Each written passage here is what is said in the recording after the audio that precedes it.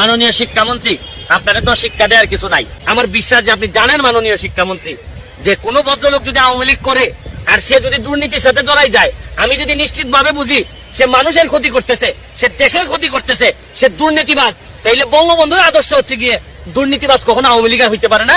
এবং দুর্নীতি করলে সে আদর্শটারে ব্যবহার করতেছে, সে তার ব্যক্তিগত সুবিধার জন্য, সে আওয়ামী লীগের ভালো চায় অথবা সে দেশের ভালো চায়, এই কোনো কাজ না, বা বঙ্গবন্ধুরে ভালোবাসে এটা না।